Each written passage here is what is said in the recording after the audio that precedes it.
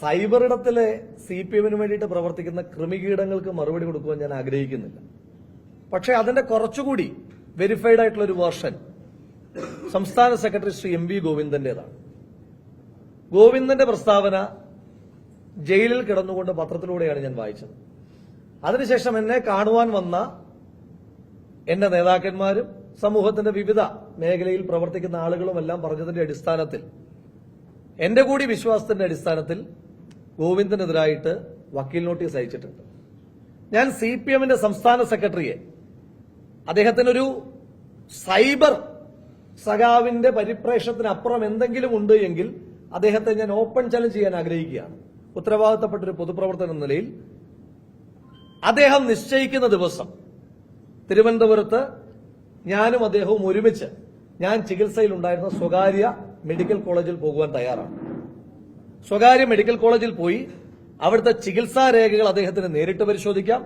Discharge summary മാത്രമാക്കണ്ട, ഞാൻ സ്വീകരിച്ചിട്ടുള്ള മരുന്നുകൾ എന്തൊക്കെയാണ്, ഞാൻ എത്ര ദിവസം അവിടെ അഡ്മിറ്റ് ആയിരുന്നു, ഇനി ഞാൻ അവിടെ കിടന്നിട്ട് തന്നെ ഉണ്ടോ, അതിനകത്ത് സംശയമുണ്ടെങ്കിൽ CCTV ഫൂട്ടേജ് അടക്കം ശ്രീ MV ഗോവിന്ദന് കൊടുക്കുവാൻ ഞാൻ കൂടി ആ ആശുപത്രി അധികൃതരോട് റിക്വസ്റ്റ് ചെയ്യാം.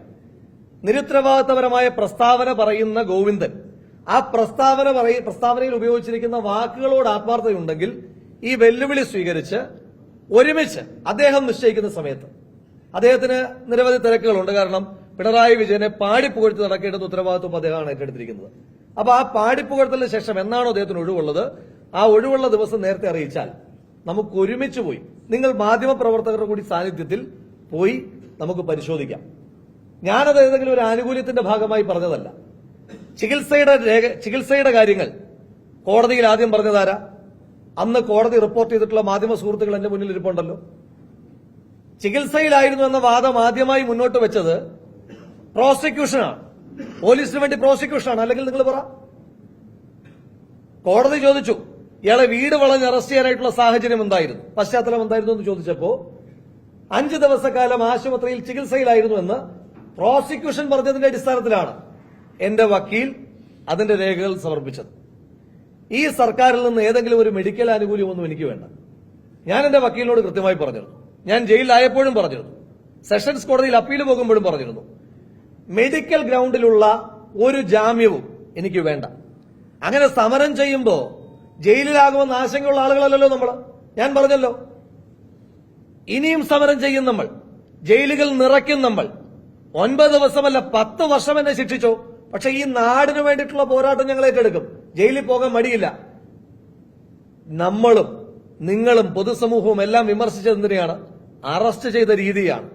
അതല്ലാതെ ഈ സർക്കാരിന്റെ ഏതെങ്കിലും തരത്തിലുള്ള 1 രൂപയുടെ അനുകമ്പയോ ആനുകൂല്യമോ പോലും എനിക്കോ എന്റെ സഹപ്രവർത്തകർക്കോ ആവശ്യമില്ല. അതുകൊണ്ട് ആ പ്രസ്താവന നടത്തിയ ശ്രീ MV ഗോവിന്ദൻ ആ ഉത്തരവാദിത്തം, ഈ വെല്ലുവിളി ഏറ്റെടുക്കാനായിട്ടുള്ള ആർജവം അദ്ദേഹം കാണിക്കണം. പിന്നെ അദ്ദേഹം പറയുമ്പോൾ അദ്ദേഹം സ്വയം പരിഹാസ്യനാകുകയല്ലേ.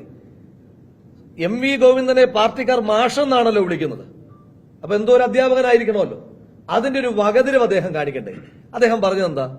കോടതിയിൽ വ്യാജരേഖ സമർപ്പിച്ചു. ഈ നാട്ടിൽ വിവരമുള്ള ഏതെങ്കിലും ഒരു മനുഷ്യൻ പറയുന്ന വാചകമാണ്. നിങ്ങൾക്കറിയില്ലേ, കോടതിയിൽ ഒരു വ്യാജരേഖ സമർപ്പിച്ചാൽ എന്താ ഭവിഷ്യത്ത്? ഫോർജറിയല്ലേ? കോടതിക്ക് സ്വമേധയാ കേസെടുക്കാൻ കഴിയില്ലേ? അങ്ങനെ ഒരു വ്യാജരേഖ സമർപ്പിച്ചു എന്ന് ഗോവിന്ദന് ഉത്തമ ബോധ്യമുണ്ടെങ്കിൽ അദ്ദേഹത്തെ വീണ്ടും വെല്ലുവിളിക്കുന്നു. അദ്ദേഹം കോടതിയിൽ ഒരു കേസ് പോട്ടെ. നീ കോടതി ശ്രദ്ധിക്കാഞ്ഞിട്ടാണെങ്കിൽ, കോടതി അങ്ങനെ ശ്രദ്ധിക്കാതിരിക്കില്ല, നീ കോടതിയുടെ ശ്രദ്ധ പതിയാഞ്ഞിട്ടാണെങ്കിൽ ഇത്രയേറെ കേസുകൾ എടുക്കുന്നതല്ലേ? ഞാൻ വ്യാജരേഖ സമർപ്പിച്ചു എന്നൊരു കേസെടുക്കാൻ MV ഗോവിന്ദനെയും ആ പാർട്ടിയും വെല്ലുവിളിക്കുവാൻ ഞാൻ ആഗ്രഹിക്കുക. ഞങ്ങൾക്ക് അതിന്റെ അനുകമ്പ വേണ്ട.